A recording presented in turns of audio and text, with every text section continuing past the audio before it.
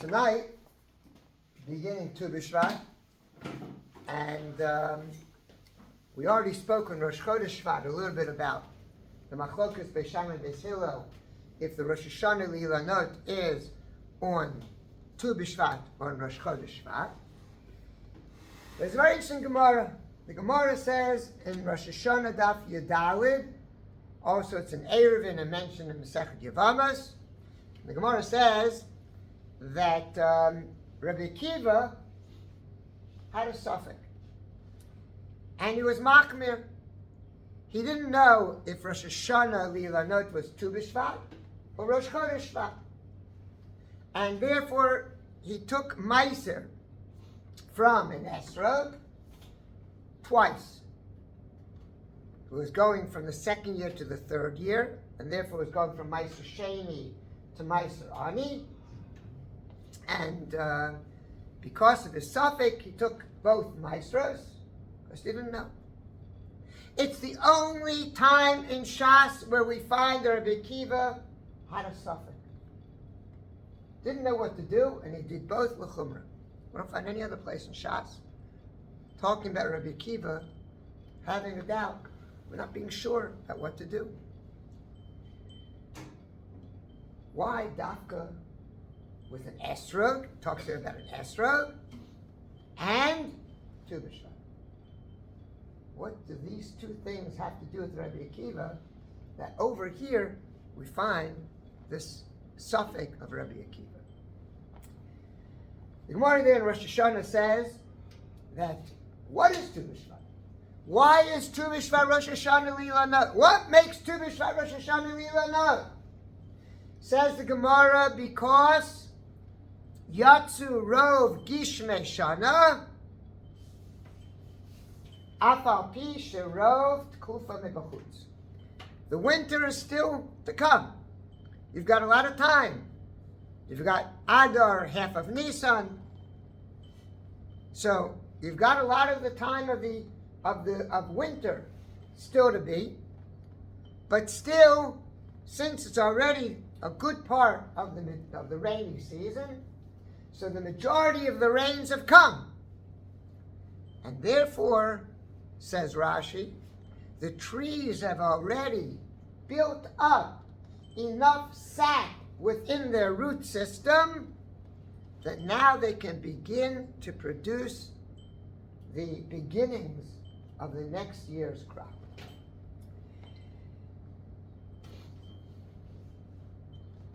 The Gemara says by esrog that it's machlokis by esrog if it's similar to the same to all other trees.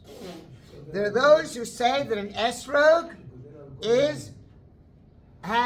you follow not the chanata, not by all trees we follow when the fruit begins to be produced, called chanata, right? Small fruit starts to come out.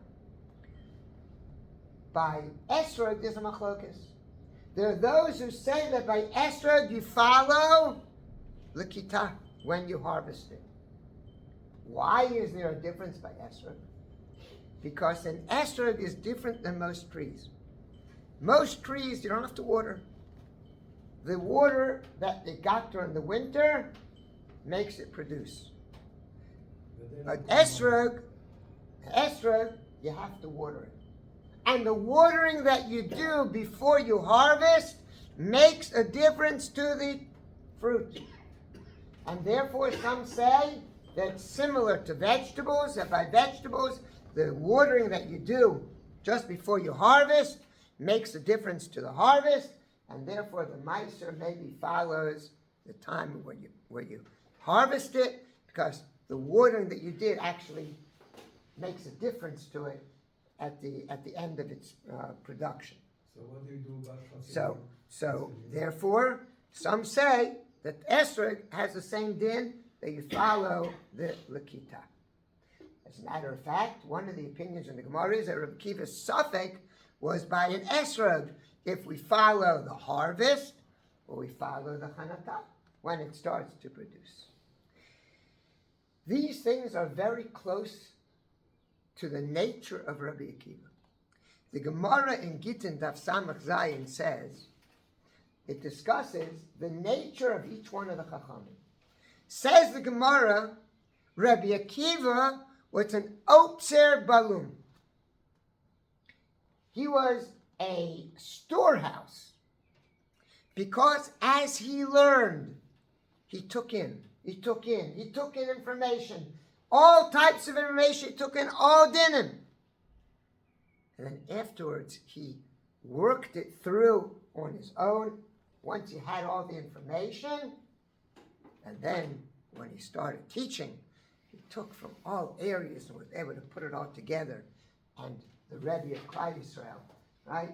He was the Rebbe that all our Torah is really based on, because from his Chachamim, we have all the Midrashei Halacha, right? And the Mishnayos, Tam Rabbi Meir, Tam Rabbi Akiva, right? All these, because he took so much vast information, put it together, stored it, and then he was able to work it through and give it out, disseminate.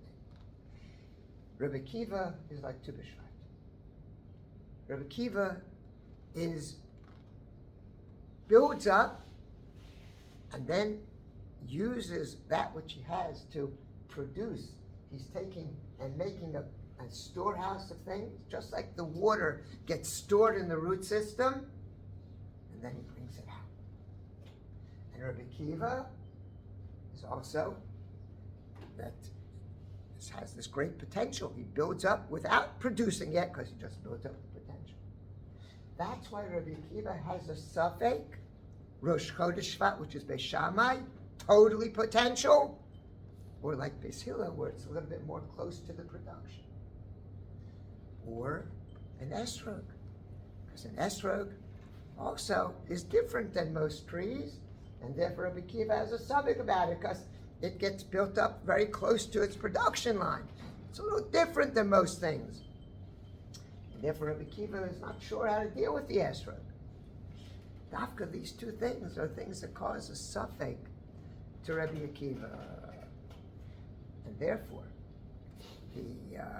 that's why this is the only place with these things.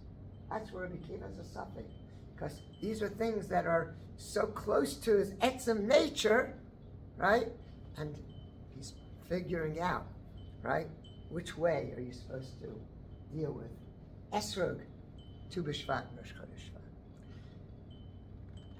For us, the lesson is that Tu B Shevet teaches us that the way that we have to work in life is that we have to build up, we have to take in as much as we can.